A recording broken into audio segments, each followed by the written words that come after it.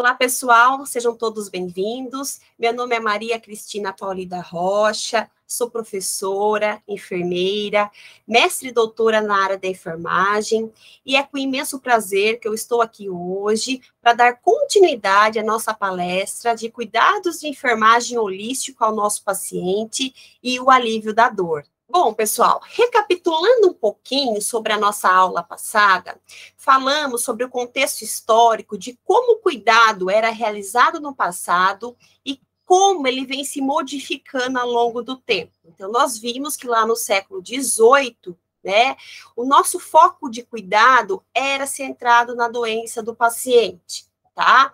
E essa forma, né, de perceber esse cuidado e de assistir ao nosso paciente foi se modificando ao longo do tempo, principalmente após a introdução da tecnologia. Então, aquele medo avassalador de doenças transmissíveis, quando, naquele momento, né, não existiam ferramentas, não existiam tecnologia suficiente para sanar as doenças, e fazia com que o nosso paciente ficasse no isolamento rigoroso, foi se modificando a partir do momento que essa tecnologia passa a ser introduzido, né, dentro do nosso contexto de saúde. Mesmo com essa tecnologia existente, mesmo, né, nos dias de hoje, ainda observamos grandes barreiras, grandes desafios que temos aí que vivenciar e enfrentar para assistir, de fato, o nosso paciente de forma holística. Então, nós falamos um pouquinho no final da nossa última aula que precisamos romper barreiras, ou seja, dar um grande salto nessa zona de conforto na qual a gente se encontra, com rotinas cristalizadas, com muitas vezes técnicas arcaicas de assistir o nosso paciente, para uma zona diferente, na qual, né, possamos, de fato, praticar uma enfermagem melhor, uma enfermagem, um cuidado de saúde mais holístico, com um foco além da nossa patologia, além da patologia do nosso paciente. Falamos muito que precisamos ver além, ou seja, ampliar o nosso olhar, ver além do patológico, ver além da doença. E para isso, precisamos nos refletir um pouquinho sobre como vem sendo o nosso cuidado essencial desde o século XVIII até hoje, para conseguirmos ter em nossa mente aonde ainda estamos falhando e o que precisamos melhorar. Como a gente sabe, essa tecnologia, ela foi sendo introduzida, né, no nosso ambiente hospitalar ao longo do tempo, e isso tem proporcionado uma recuperação muito maior dos nossos pacientes. De fato, ela é extremamente importante em prol da recuperação do nosso paciente e tem reduzido muito mortalidade, né, e morbidade. Nosso grande desafio é utilizar essa tecnologia em conjunto com a humanização para, de fato, né, conseguirmos prestar uma assistência holística integral ao nosso paciente. Aqui nessa imagem, a gente observa, por exemplo, né, os profissionais de saúde utilizando o iPad, né, justamente pensando nessa questão de tecnologia mais humanização, colocando a mãe em contato com o bebê de forma, né, virtual.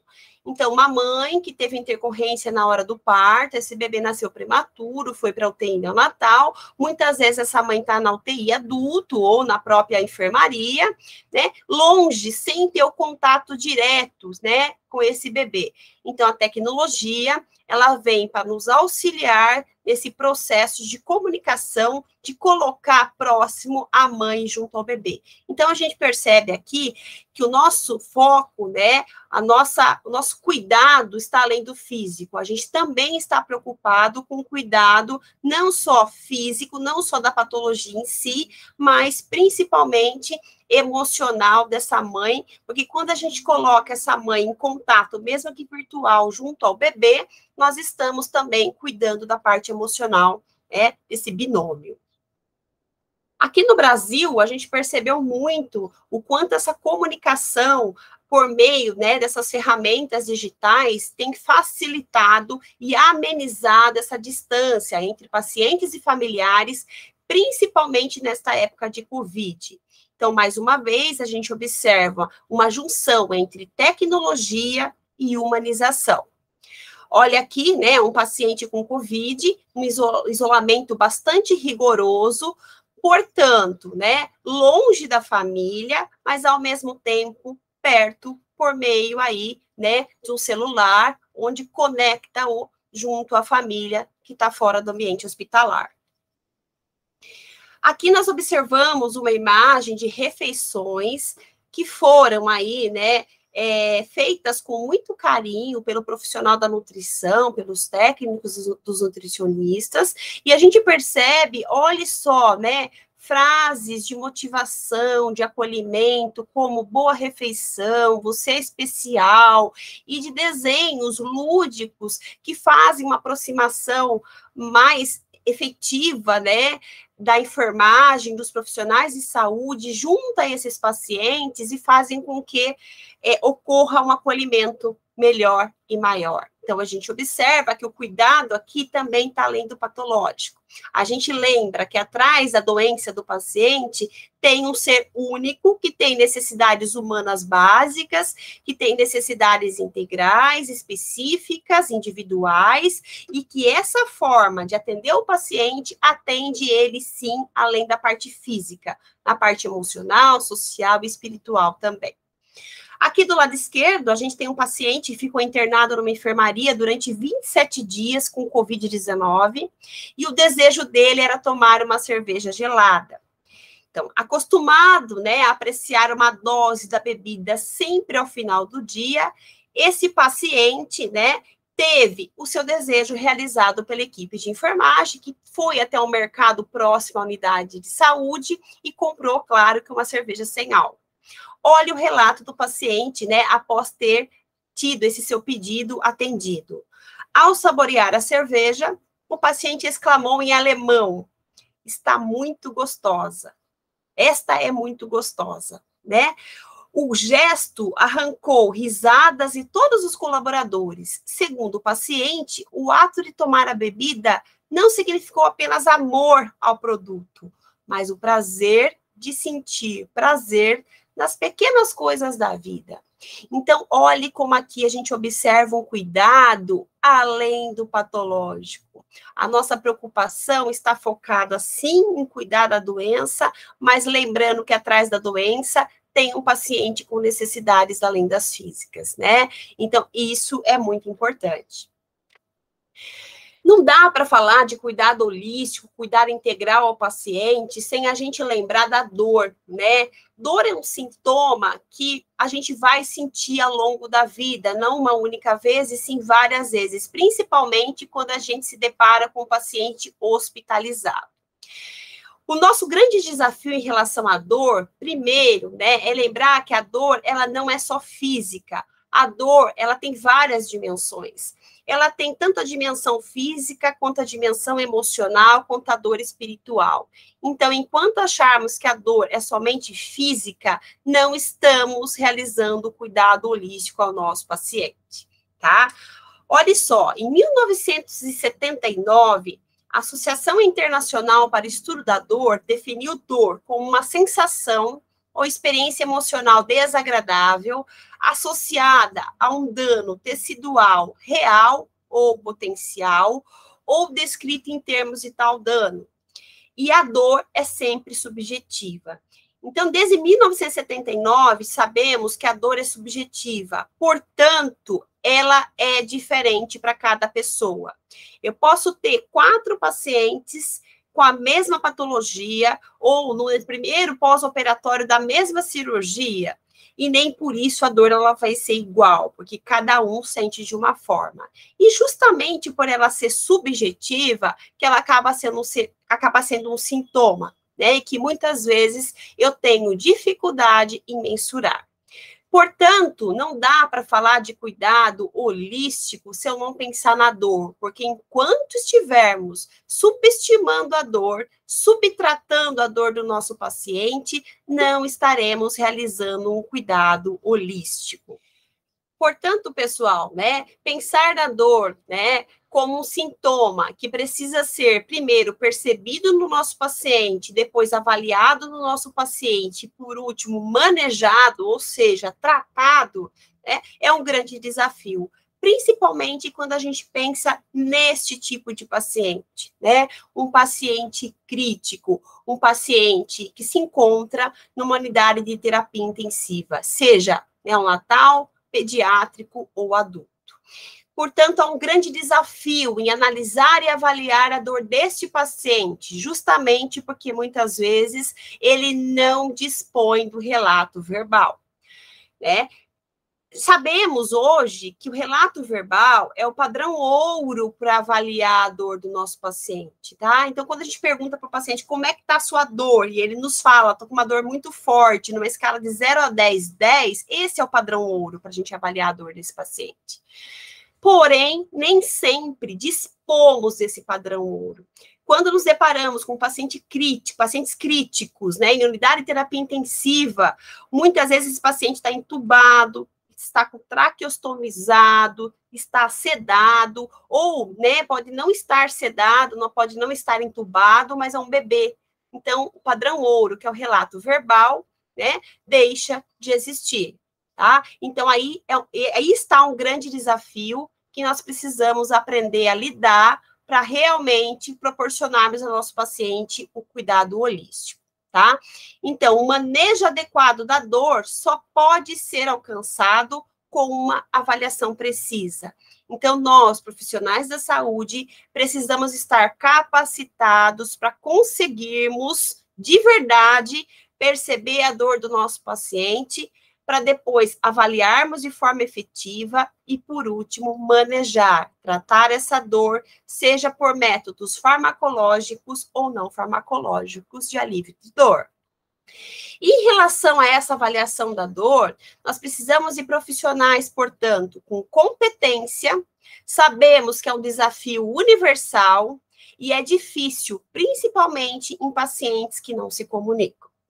A resolução da CONANDA, de 17 de outubro de 1995, diz o seguinte: o paciente tem direito de não sentir dor quando existem meios para evitá-la.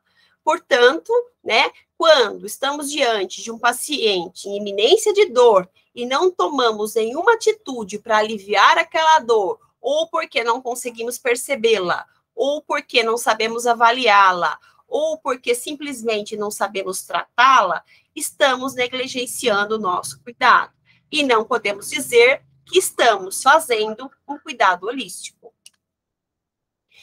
Como que está a dor na prática atual? Tá? Então, a dor, muitas vezes, ela é vista exatamente dessa forma, como um sintoma que passa logo e é rapidamente esquecida. Principalmente quando a gente pensa no público infantil, no público neonatal, onde esse nosso paciente não dispõe do relato verbal, tá? Então, muitas vezes nos deparamos com pacientes que fazem algumas cirurgias, chegam no pós-operatório com choro incessante, e a gente ouve ainda do profissional de saúde: ah, tá doendo, tá, mas é uma dor que passa logo, e é rapidamente esquecida. Esse bebê não vai se lembrar dessa dor na vida futura. E aí vem a interrogação: será? Né? Então, ainda hoje, nós temos vários pensamentos considerados pensamentos da velha escola, como alguns profissionais ainda acreditando que neonatos não sentem dor porque seu sistema nervoso é muito imaturo. Será? Né? Alguns profissionais, já a maioria, posso dizer, né, que já acredita que isso é mentira, que não. Mesmo nascendo prematuro, esses bebês são capazes, sim, de sentirem dor. Mas alguns profissionais acreditam que mesmo esses bebês, né, sendo aí capazes de sentir dor, né, eles não podem se lembrar dela. Será? Outra interrogação. né? Embora grande parte dos profissionais acreditem que o bebê pode sentir dor e que ele possa se lembrar dela na vida futura, ainda tem aqueles que acreditam que essa dor não causará nenhum dano, tá? Então, a gente começa a perceber, né, que esses pensamentos da velha escola ainda continuam, né, no momento atual. E ainda a gente percebe profissionais que dizem o seguinte: eu acredito que o bebê possa sentir dor, que ele possa se lembrar dela na vida futura, que essa dor possa causar algum dano para esse bebê, mesmo a curto, a médio, quanto a longo prazo, mas o que podemos nós fazer, né, de analgesia ou de anestesia de forma segura, sendo que grande parte desses analgésicos e anestésicos podem causar rigidez torácica e prejudicar ainda mais a hemodinâmica do meu paciente, tá? Então, esses são considerados pensamento da velha escola, que embora estejam caracterizados aqui como velha escola, ainda temos profissionais da área da saúde que acreditam, né, em parte de tudo isso. Então, olha o nosso grande desafio de romper essa barreira e praticar uma enfermagem mais holística, de qualidade, baseando aí, né, em artigos científicos, né, que façam a nossa enfermagem, a nosso cuidado de saúde melhor. Afinal de contas, tá? O nosso bebê, nosso recém-nascido, ele sente dor igual a adulto? Ele sente dor menos do que o adulto? Ou ele sente dor igual ao adulto? Se eu fizesse esse questionamento aqui para vocês, o que vocês responderiam, né? Primeiro, ele sente dor? Sim, né? O bebê sente dor. Mais do que o adulto, menos do que o adulto ou igual ao adulto, tá? Eu acredito aí que muitos respondessem, né? Responderiam que sente dor igual ao adulto ou menos do que o adulto por ser pequeno, né? Quando a resposta correta, na verdade, é esse recém-nascido, ele pode e sente muitas vezes mais dor do que o adulto. E a literatura, pessoal, já comprova isso para a gente há muito tempo atrás, tá? Então, não é conhecimento atual, é conhecimento que já está publicado há muito tempo e que muitas pessoas desconhecem. Então, olhe os nossos desafios, as nossas barreiras, né? Quebrar paradigmas, né? Pensar diferente, ampliar o nosso olhar, consumir essas pesquisas que existem na literatura e que nos dão apoio e fazem a gente construir uma prática melhor, mais efetiva, tá? Olha o que a literatura nos traz. Há um grande número de evidências anatômicas e funcionais da capacidade do recém-nascido responder a estímulos cutâneos agressivos, mesmo quando ele nasce prematuro. Ou seja, mesmo o bebê que nasce antes do tempo, ele já tem, né, capacidade de sentir dor, tá? Os recém-nascidos prematuros, eles apresentam menor limiar para sentir dor, ou seja, os recém-nascidos com idade gestacional menor do que 35 semanas, um estímulo, pessoal, repetitivo, leva a um aumento da sensibilidade dolorosa na região afetada e adjacências. Ou seja, esse bebê tem uma maior hiperalgesia, um menor limiar de dor. O que significa ele ter menor limiar de dor? É uma mínima intensidade de um estímulo que é percebido como doloroso. Pessoal, observem aqui, ó, o ano dessas publicações. 1993, 1994, 2000, então são publicações antigas. Esse conhecimento já está publicado há muito tempo. Então, se torna inadmissível, né, que hoje, atualmente, um profissional ainda não tem esse conhecimento. Precisamos, né, consumir essas pesquisas. Precisamos praticar uma enfermagem baseada em conhecimento científico, tá? Olha que outros artigos bastante antigos também, né, Bonnie Stevens é de 1993, Johnston de 1996, né? Barbosa de 2000, tá? Então, artigos bastante antigos e que traz esse conhecimento, então, há muito tempo. Ó, receptores sensoriais cutâneos estão presentes no feto humano desde a 7ª semana de gestação. Esses receptores se expandem pelo tronco e região proximal de membros superiores e inferiores na 15ª semana de gestação. E por volta da 20ª semana, toda a superfície cutânea e mucosa do feto estão completamente inervados, portanto, o feto já é capaz de sentir dor. Então, é inadmissível que a gente subestime a dor do recém-nascido. Completando, né, essas inúmeras aí pesquisas, Mariana Bueno, em 2007, fala que as vias de condução da dor do bebê, né, da periferia até o córtex cerebral, estão completamente mielinizadas na 30ª semana de gestação. E que o prematuro, o bebê que nasce antes do tempo, né, antes das 37 semanas de idade gestacional, ele conduz, sim, a dor da periferia até o córtex cerebral igual ao adulto. Porém, olha que interessante, as vias descendentes, ou seja, as vias inibitórias da dor, só amadurecem mais tardiamente. O que faz com que esses bebês prematuros sintam, de fato, dor mais intensa e mais prolongada do que o adulto, além da imaturidade no controle endógeno dessa dor.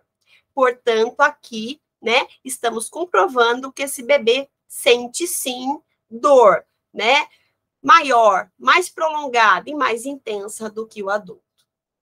Mariana Bueno ainda afirma que, na medula espinhal desse recém-nascido, nós temos as terminações nervosas das fibras A, delta e das fibras C, né, que são responsáveis por conduzirem o estímulo doloroso da periferia até o córtex cerebral. Essas terminações de fibras, elas estão muito próximas uma das outras. Portanto, quando, né, sensibilizamos uma delas, automaticamente a outra também é sensibilizada, e isso faz com que tenhamos respostas exageradas de dor no recém-nascido. Então, pessoal, esse conhecimento, né, ele não é atual, é um conhecimento que a gente já tem há muito tempo e que todo mundo precisa estar ciente de que isso acontece para começarmos, então, a mudar o nosso olhar. Esse é o nosso grande desafio, mudar o nosso olhar de cuidado e começar, né, prestar mais atenção e refletir um pouquinho quais são as barreiras que ainda temos hoje e como podemos melhorar a nossa assistência, pensando numa assistência holística ao nosso paciente. Portanto, enquanto ainda tivermos profissionais com aquele pensamento da velha escola que eu trouxe para vocês, de que bebês não sentem dor, se sentem dor, não podem se lembrar dela, se não se lembram dela, ou se lembram dela, essa dor não vai trazer consequências a curto, a médio e a longo prazo. E se trouxer e não podemos fazer nada, porque esses analgésicos podem dar rigidez torácica, estaremos olhando apenas para a ponta desse iceberg, porque sabemos que a dor, ela traz sim prejuízos ao nosso bebê, tanto a curto, quanto a médio, quanto a longo prazo, né?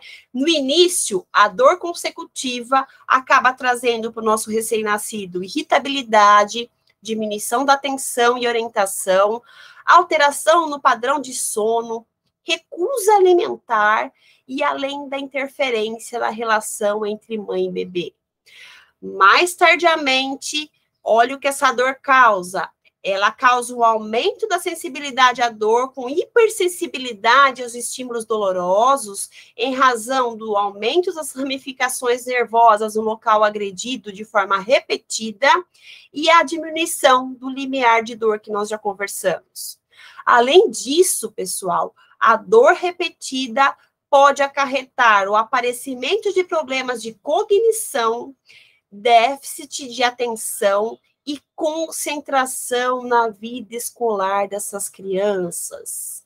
Então, precisamos refletir um pouquinho como está sendo a nossa prática profissional em relação a esse sintoma, que é a dor, pararmos, né, para nos capacitar e começarmos a perceber essa dor, para avaliarmos ela de forma adequada e realmente propormos um cuidado de saúde no manejo dessa dor adequada para cada indivíduo.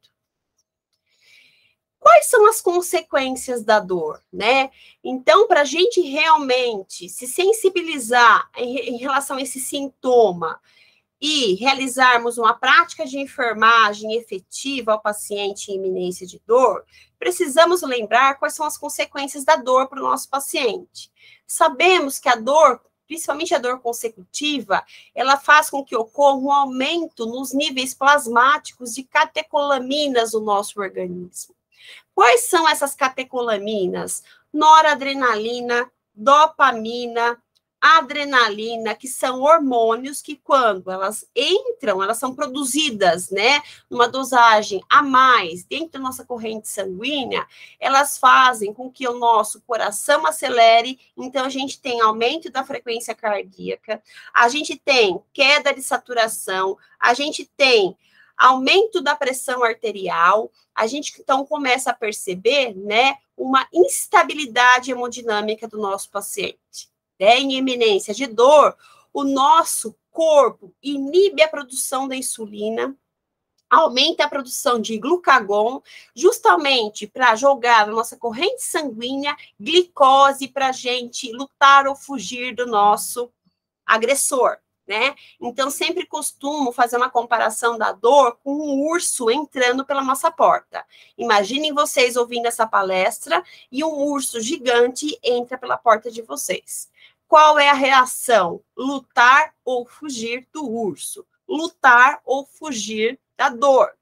Tanto lutar quanto fugir exige que nós tenhamos energia, glicose. Então, o nosso corpo ele é muito sábio, né? Ele inibe a produção da insulina, ativo de glucagon, justamente para a gente ter uma quantidade maior de glicose na nossa corrente sanguínea e poder lutar ou fugir do nosso agressor. No caso aqui, a dor, tá? Ou o urso que está entrando na sua porta. O nosso corpo, em eminência de dor, ele libera vasopressinas, o hormônio do crescimento e de endorfinas. Então, nós começamos a apresentar aí uma hiperglicemia devido à inibição da insulina, resistência insulínica, nós começamos a reter só de água e uma diminuição da resposta imune.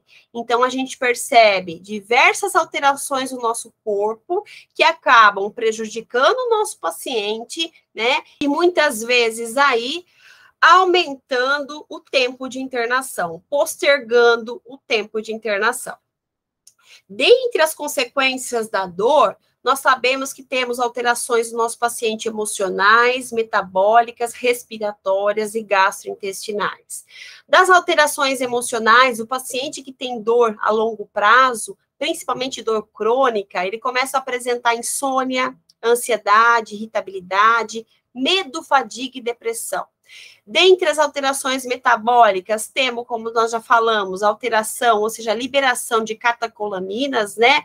Noradrenalina, adrenalina, dopamina, que vai levar a taquicardia, a hipertensão. Vamos ter com isso maior trabalho cardíaco e maior consumo de oxigênio, que vai desestabilizar hemodinamicamente o meu paciente. Vamos pensar aqui num paciente que acabou de fazer uma cirurgia de revascularização do miocárdio e que eu altero toda essa parte metabólica do meu paciente por conta de dor. Então, eu começo a ter um paciente taquicárdico, hipertenso, que precisa, né, do maior trabalho cardíaco e maior consumo de oxigênio, quando, na verdade, eu deveria poupá-lo de tudo isso, porque ele está no pós-operatório de cirurgia cardíaca, né?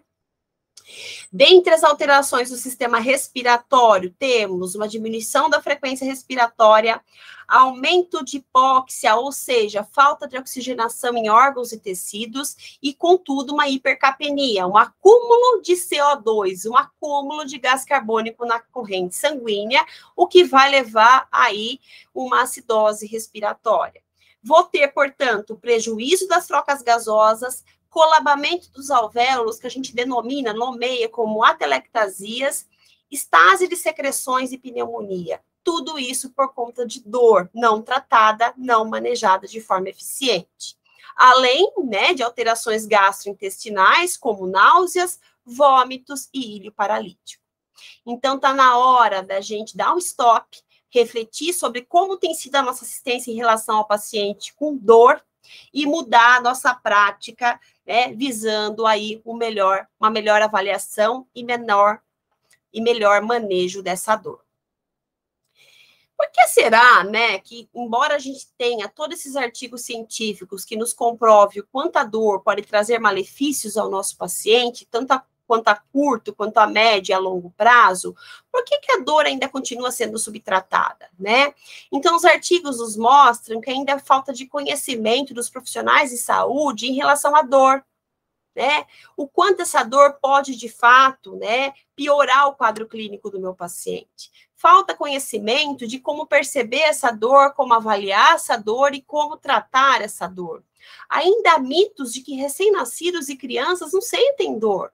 A falha na formação de profissionais em relação a essa temática e ainda rotinas cristalizadas, ou seja, rotinas arcaicas de que vêm sendo seguidas até os dias atuais, sem, né, atualizações, sem capacitação da equipe para o novo. Então, precisamos ver diferente, porque enquanto estivermos praticando essa saúde, essa prática de saúde, prática de enfermagem arcaica, estaremos manejando inadequadamente a nossa dor e, com isso, teremos como consequências procedimentos sem analgesia e subtratamento da dor. Portanto, não podemos falar que estamos cuidando do nosso paciente de forma holística, tá? Trouxe 2 artigos para vocês, bem atuais, que tratam um pouquinho sobre esse assunto na literatura.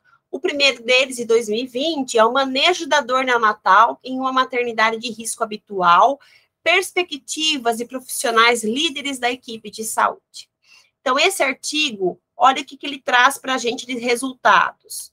Que os métodos não farmacológicos foram citados nessa pesquisa como estratégias que facilitam o manejo da dor neonatal.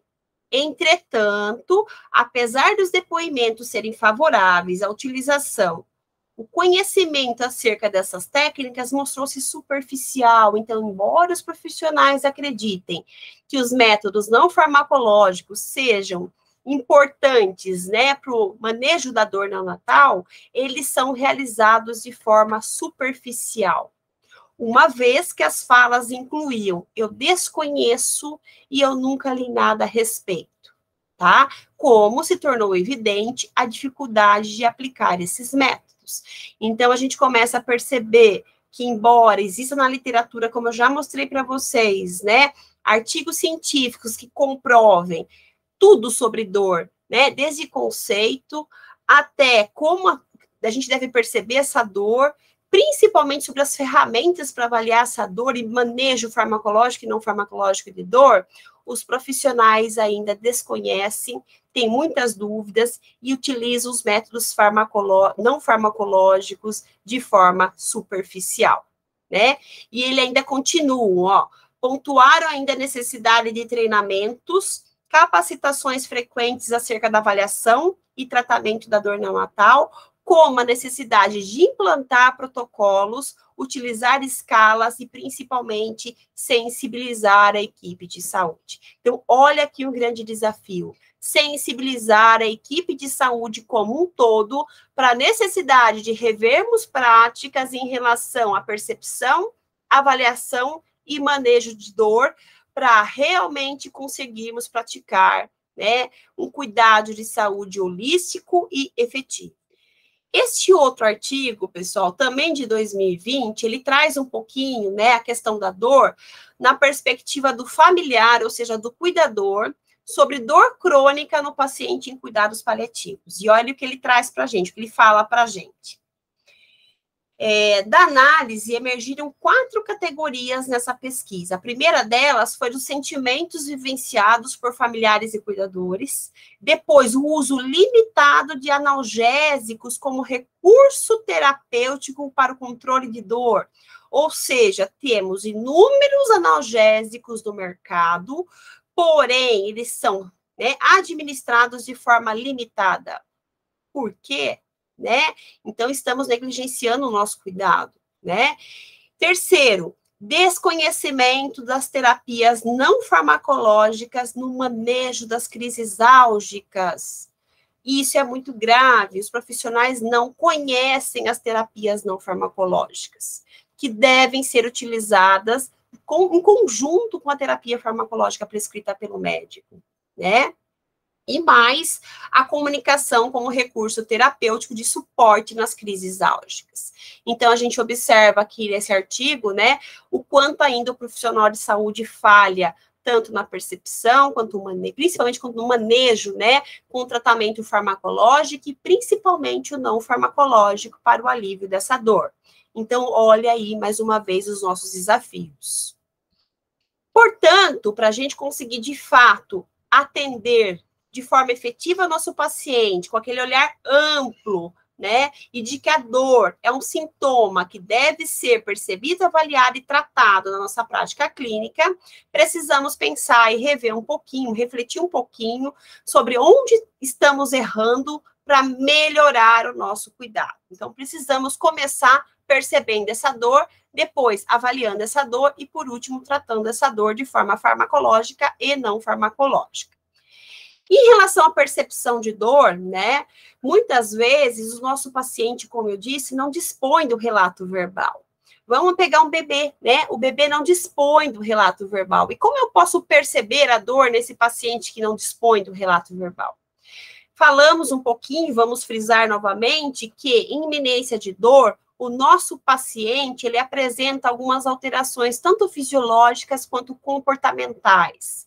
Dentre as alterações fisiológicas, né, o nosso corpo libera na nossa corrente sanguínea muita catecolamina, que é adrenalina, noradrenalina e dopamina, que vão alterar nossos sinais vitais. Então, em iminência de dor, nosso paciente ele tem aumento da frequência cardíaca, aumento da frequência respiratória, aumento da pressão arterial, queda de saturação de oxigênio. O nosso paciente, ele tem aumento da pressão intracraniana, ele faz vasoconstrição periférica e ele faz midríase. Por quê? Pense na dor como estímulo agressor, que eu tenho que lutar ou fugir. A minha pupila precisa estar dilatada para eu conseguir visualizar, enxergar melhor o meu agressor. Então, mais uma vez, o nosso corpo é muito sábio. Em eminência de dor, ele se prepara para lutar ou fugir do estímulo agressor, por meio de todas essas alterações fisiológicas que eu falei para vocês. Dentre as alterações comportamentais, a gente consegue observar no nosso paciente um choro incessante, né? O franzimento de testa, estreitamento da fenda palpebral, saliência do sulco nasolabial, a abertura dos lábios, tremores de maxilares, a movimentação excessiva dos membros, né, superiores e inferiores, rigidez torácica e tensão muscular, né? Se a gente olhar a fisionomia, né, do bebê e desse paciente adulto aqui, a gente observa, né, a fisionomia de dor, onde a gente olha e percebe todos esses itens que eu falei para vocês, né?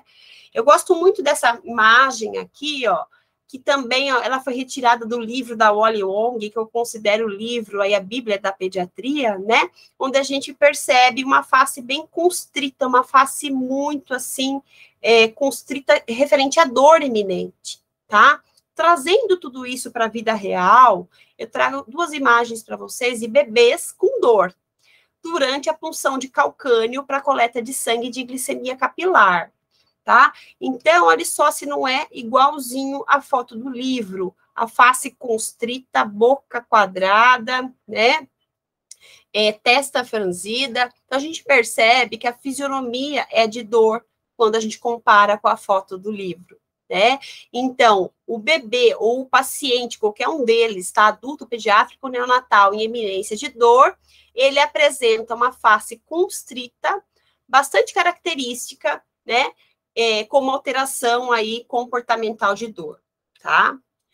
Para facilitar a nossa percepção de dor, né? Nós temos aí instrumentos de avaliação, tá? Então, a gente percebe a dor, a gente olha para o nosso paciente, ele tá lá com uma face constrita, com choro incessante, ele tá taquicárdio, ele tá com queda de saturação, ele tá agitado, tá? Tudo nos leva a pensar em dor. E aí nós temos instrumentos, aliás, vários instrumentos já publicados e validados, que nos dão um norte, que nos ajudam a avaliar a dor desse paciente. Trouxe aqui para vocês somente alguns deles, tá? Temos inúmeros outros. Trouxe alguns instrumentos de avaliação de dor unidimensionais, que avaliam apenas um aspecto da dor, e alguns multidimensionais, que avaliam diversos aspectos da dor. Dentre os unidimensionais, nós temos aí a escala verbal descritiva, a visual analógica, a escala numérica, a escala de faces, a escala NFCS, principalmente para o neonato, né, que avalia a face desse bebê. E dentre as escalas multidimensionais, nós temos os cartões da qualidade da dor, que é o inventário McGill. Esse inventário McGill também temos, né, já adaptado para o público infantil. A escala NIPS para recém-nascido, prematuro e a termo, a escala CRIES, principalmente para bebês que passam por procedimentos cirúrgicos, a escala PIP, principalmente para neonatos prematuros, a escala BPS, a escala NPS, ou seja, são escalas importantes que nos auxiliam na avaliação da dor, porque elas avaliam diversos aspectos da dor, ou seja, aspectos comportamentais e aspectos fisiológicos, tá? Vou trazer alguns instrumentos aqui para a gente conversar um pouquinho, mas só lembrando que temos diversos outros aí na literatura e que também podem ser utilizados. Mais uma vez, é importante a gente frisar que o padrão ouro para avaliar a dor do nosso paciente é o relato verbal. Quando a gente não dispõe de relato verbal, essas ferramentas nos auxiliam muito na nossa prática clínica para conseguirmos avaliar de forma efetiva o nosso paciente. Tá? Qual é a melhor? Não existe a melhor, tá? Essas ferramentas nos auxiliam, devemos utilizar aquela que melhor, né, contemplem os nossos pacientes, ok? Vamos começar pela escala linear analógica não visual. Então, a gente observa aqui, né, uma escala de quantificação da dor de 0 a 10, onde 10 é uma dor máxima, 0 é o paciente sem dor.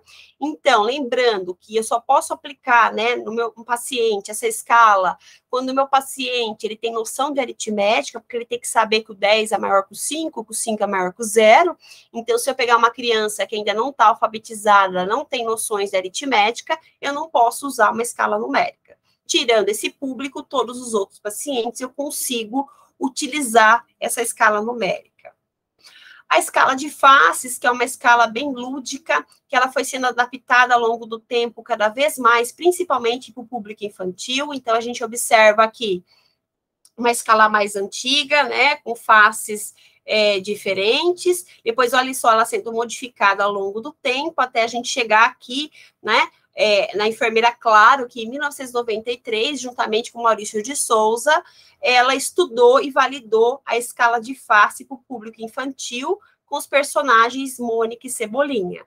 Então, é uma escala bem interessante, principalmente para as crianças, onde a gente aplica e pede para a criança falar como é que está a dor dela, lembrando que quanto mais feliz, né, a face, menos dor o paciente tem. Quanto mais triste, maior é a intensidade desse estímulo doloroso. Trago para vocês aqui a escala NIPS, que é uma escala que foi desenvolvida e validada por uma enfermeira canadense em 1993, é uma escala bem antiga, que já é validada no Brasil desde 1999, então é inadmissível a gente ter profissionais que não conhecem nenhuma escala, sendo que a gente tem mais de 50 escalas para avaliar a dor, né, tanto do bebê, quanto da criança, quanto do adulto atualmente. Essa escala é uma das escalas mais utilizadas em UTI neonatal e ela serve tanto para avaliar a dor de recém-nascidos a termo quanto prematuros, e ela é multidimensional, porque ela avalia tanto parâmetros comportamentais quanto fisiológicos. Então, por exemplo, um padrão comportamental é a expressão facial. Como é que está a musculatura, né, desse bebê, né, naquele momento que eu estou utilizando o instrumento, a escala? A musculatura está relaxada ou está contraída? Se estiver contraída, ele recebe um ponto. Como é que está o choro desse bebê? Ele não chora, ele resmunga, ou tem um choro vigoroso, incessante? Se for incessante, vigoroso, 2 pontos. Nós vamos somando essas pontuações, e se eu tiver um score de 3 ou mais do que 3, eu comprovo, por meio de uma escala validada no Brasil, que esse bebê está com dor, tá? Então, uma escala que deve ser utilizada aí na nossa prática clínica. Essa é uma escala que eu gosto muito, tá? Que faz a gente ter um olhar diferenciado, mais uma vez, de que a dor, ela não é só física, ela tem várias dimensões, como eu já disse, tá? Por quê? Essa escala, ela avalia as várias dimensões da experiência dolorosa, tanto a experiência sensorial, que é a física, quanto a emocional, que é a afetiva, quanto a avaliativa, quanto uma mistura, que é a miscelânea, que é uma mistura entre elas. Essa escala, ela foi confeccionada pela doutora Elisabelle Rossato, ela é professora, enfermeira da Escola de Enfermagem da USP, São Paulo, e essa escala é representada por 18 descritores da qualidade de dor, que também foram aí desenhadas pelo Maurício de Souza. Então, aqui, ó, nesse cartão 1, a gente observa uma dor em queimação. A dor 2, dor em fisgada. Então, esses cartões, eles são aplicados no público infantil, entregue para a criança, são entregues, né, para a criança, e a criança vai identificar qual tipo de dor que ela está sentindo. Então, quando a gente trabalha com crianças, por exemplo, com dores crônicas, como epidermólise bolhosa, anemia falciforme, câncer, a gente observa essas crianças escolherem muitos cartões, né, que avaliam a afetividade. Ou seja, é uma dor 9, é uma dor apavorante, é uma dor 17, é uma dor congelante. Então, a gente observa que ela é uma dor forte, como 14. Mas, além da dor forte, eles escolhem outros cartões que também, né, trazem para a gente essa sensibilidade, né, essa questão aí, além da dor física, e sim de dor emocional, né? Então, é um instrumento muito eficaz no tratamento de dor. Trouxe para vocês alguns cartões, algumas escalas, né, alguns instrumentos, algumas ferramentas de avaliação. Lembrando que temos na literatura inúmeros, tá? E a gente precisa adequar qual deles atende melhor o nosso público, de acordo, né, do local onde a gente trabalha. Vamos falar agora, pessoal, da assistência de enfermagem voltada para o tratamento farmacológico e não farmacológico da dor. Então, falamos um pouquinho da percepção, da avaliação da dor, agora vamos falar de tratamento, de manejo. Dentro do tratamento farmacológico, nós temos os analgésicos de ação central e os analgésicos de ação periférica. Os de ação periférica, né, são drogas comuns, geralmente aí, né, os salicilatos e as drogas anti-inflamatórias não esteroidais, como dipirona, Tilenol, e os de ação central são aqueles que agem no sistema nervoso central para dores mais potentes, né, como tramal, morfina, metadona e fentanil. Lembrar que o nosso papel, né, no tratamento farmacológico é a administração desse fármaco de forma correta, tá? Mas nós temos um papel muito fundamental e muito importante no tratamento não farmacológico. Observamos naqueles 2 artigos que eu trouxe para vocês o quanto os profissionais desconhecem o tratamento não farmacológico, e vou trazer aqui para vocês o quanto esses tratamentos são de extrema importância e depende de nós, profissionais de enfermagem e profissionais da área da saúde, para realmente colocar eles funcionando dentro da nossa prática clínica. tá? A prescrição dos fármacos, eu dependo do médico, da equipe médica para prescrever, mas o tratamento não farmacológico depende de nós, tá? Então, quando a gente não pratica o não farmacológico, estamos falhando no nosso cuidado, tá? Então, essa é uma barreira que precisa ser vencida. Dentre os tratamentos não farmacológicos, nós temos a sucção não nutritiva.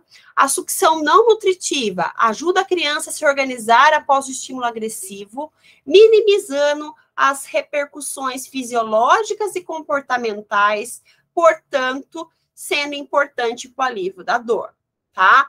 Colocar o bebê, a mãozinha do bebê, né, na boca, a gente sabe que o bebê, até 1 ano de vida, né, o lactente aí, né, até 1 ano de vida, ele tem prazer pela boca, prazer na sucção, porque é a fase oral, e isso faz com que ele se organize e a gente tenha aí o alívio da dor. A chupeta, tá? Eu sou contra a chupeta em bebês que estejam em aleitamento materno, porque a gente sabe que os bicos artificiais, eles acabam aí ajudando no desmame precoce, mas, né, a chupeta como método de sucção não nutritivo para bebês prematuros que não estão sendo alimentados no peito é extremamente eficaz para o alívio da dor. Então, temos as exceções, tá? Água com açúcar, é comprovado cientificamente que água com açúcar libera endorfinas endógenas, portanto, é de extrema importância para o alívio da dor. Utilizar uma solução de glicose a 25%, 2 ml dessa solução via oral, 1 a 2 minutos antes do procedimento doloroso no bebê a termo, ou de 0,2 a 0,4 ml no bebê prematuro, é eficaz para o alívio da dor. Calor e frio, né? O calor, a gente sabe que alivia espasmos musculares e a rigidez articular.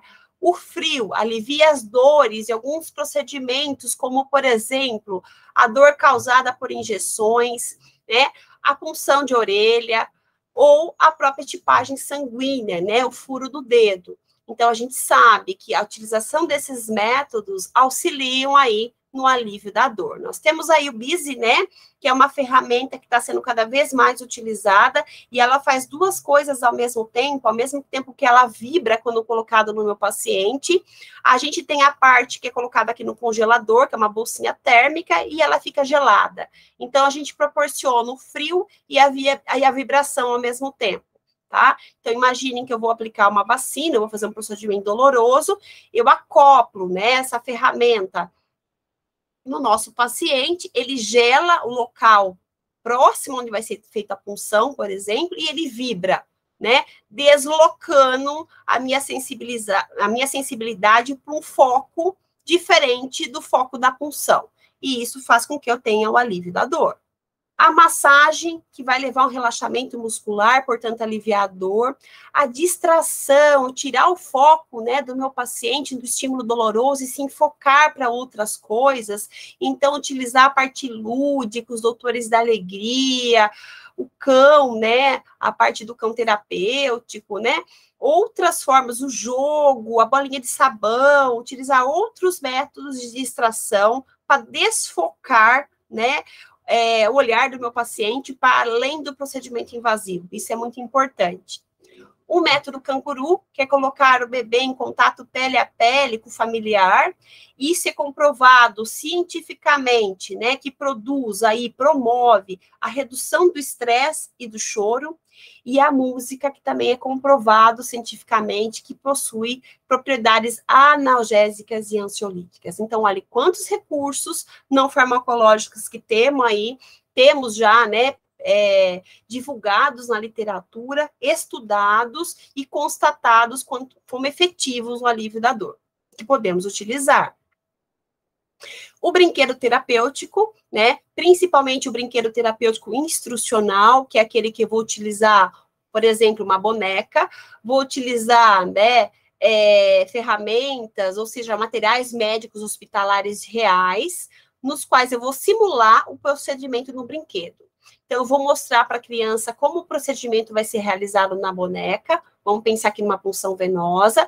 Vou deixar a criança realizar o procedimento na boneca e depois a gente vai realizar o procedimento na criança. Isso faz com que a criança consiga extravasar sentimentos, diminua a ansiedade dela e o procedimento seja menos estressante, menos traumático para aquela criança. Então, um método que funciona muito e que deve ser utilizado como alívio da dor.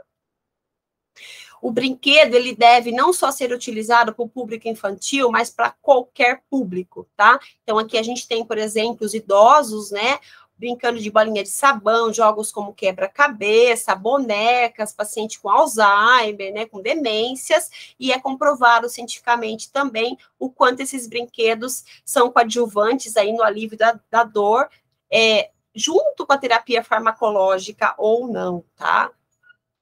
O aleitamento materno é comprovado também, né, cientificamente, que a sucção em leito materno, que a sucção, né, em seio materno tem sido outra prática bastante comum, utilizada, né, em recém-nascidos com o objetivo de aliviar a dor, principalmente, né, os estudos mostram quanto ela foi eficaz durante lancetagens de calcânio para a coleta dos testes do pezinho. Então, pense que esse bebê já está numa posição que ajuda o escoamento do sangue mais fácil por conta da gravidade, a cabecinha está mais alta do que o pezinho, né? Esse bebê está em contato pele a pele, ou tudo bem que tem, às vezes ele está de roupinha, mas ele está em contato com a mãe, e isso também já diminui a ansiedade dele, diminui o estresse. O leite materno tem componentes que fazem com que o bebê libere endorfinas, e isso, com certeza, é comprovado, né? Por isso que eu falo com certeza que alivia a dor do bebê e deve ser utilizado como método não farmacológico para alívio da dor.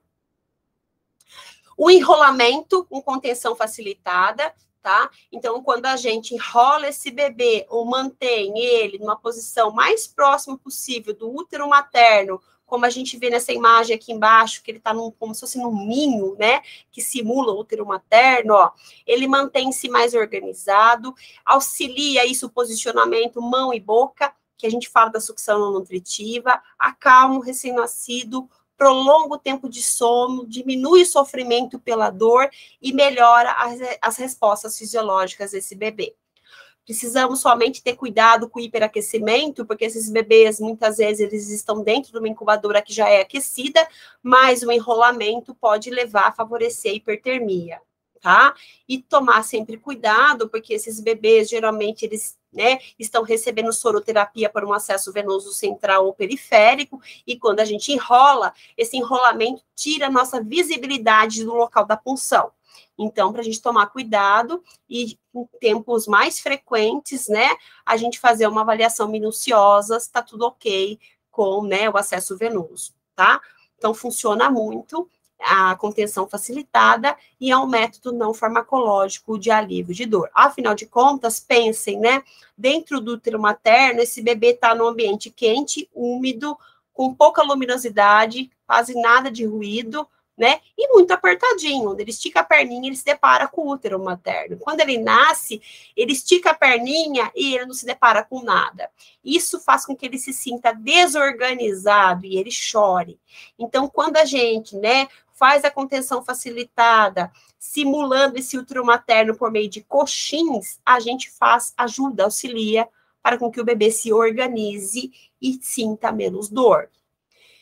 Portanto, pessoal, vocês perceberam, né, o quanto nós evoluímos ao longo do tempo em relação àquele cuidado muito centrado na patologia, passamos para um cuidado centrado, né, no paciente doente, e o nosso foco, o nosso grande desafio é passar para um cuidado centrado na família do paciente doente.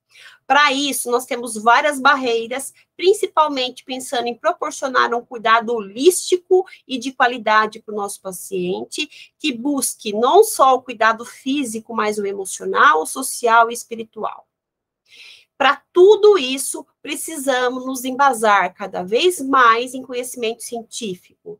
Precisamos de mais fundamentação teórica, porque a gente sabe, né, que a enfermagem, todos os profissionais de saúde são, né, treinados e são capacitados para uma prática baseada em ciência. né? A ciência aplicada de fundamentação teórica para aplicar na prática. Então, toda a nossa prática é baseada em conhecimento científico.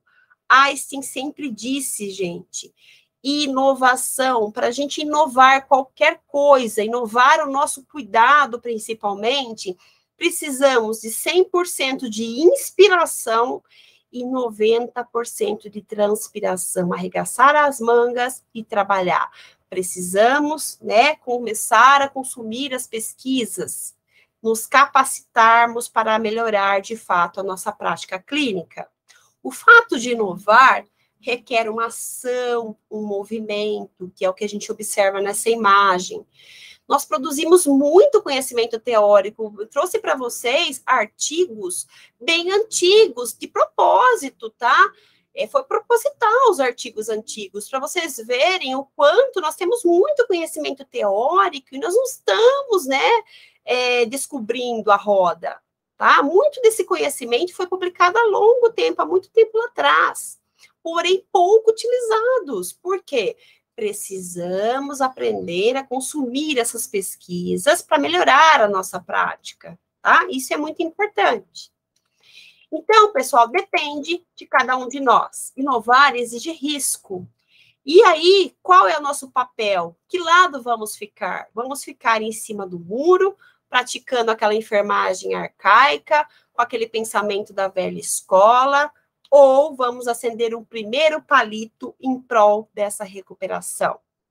Para isso, precisamos quebrar paradigmas e diferentes rotinas.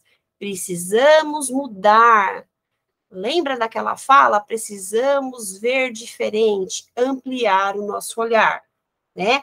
Precisamos dar um grande pulo, sair dessa zona de conforto com rotinas cristalizadas, muitas vezes medo do novo, insegurança, comodismo, e ir para uma área diferente, de maior confiança, com uma assistência mais humanizada, mais holística ao meu paciente, que eu me coloque no lugar do outro, que eu pratique um cuidado de saúde melhor, e para isso eu preciso de, né, prática baseada em evidências. Eu preciso consumir pesquisas, eu preciso me capacitar para conseguir, né, praticar esse cuidado de saúde mais efetivo, esse cuidado de saúde mais holístico e melhor. Hoje somos um, amanhã seremos vários. Somos responsáveis por multiplicar esses conhecimentos, né? Então, nós temos a obrigação aí, né, de compartilhar tudo isso com a nossa equipe, nos unirmos e fazermos uma enfermagem melhor juntos. E está na hora, pessoal, da gente passar aquele cotonete no nosso ouvido e parar, né, de pensar em coisas tipo, isso não é para mim, porque eu vou ter que mudar. Eu estou bem assim. Deve ser caro, muito arriscado. Será que eu devo ir? Vou deixar meu colega aí. Vou deixar ele mudar, porque é eu que tenho que mudar as coisas, né? Então, tá na hora da gente deixar esse comodismo do lado e sair daquela área de conforto que eu falei para vocês e partir para a mudança, né? Capacitação, mudar o nosso cuidado, tá?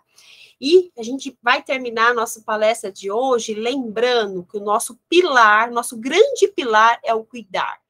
Cuidar do outro de forma holística, ou seja, de forma integral, que vise não só o físico, mas o social, o espiritual e o psicológico.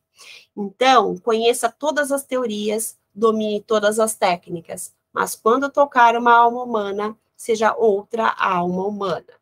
E lembrar que o futuro está em nossas mãos, né? Depende de nós que tipo de cuidado vamos praticar a partir de agora. Está em nossas mãos. Bom, pessoal, finalizamos então a nossa palestra de hoje. Agradeço a todos vocês, deixo aqui o nosso e-mail e convido a todos a virem conhecer os nossos outros cursos. Sejam todos sempre muito bem-vindos. Obrigada.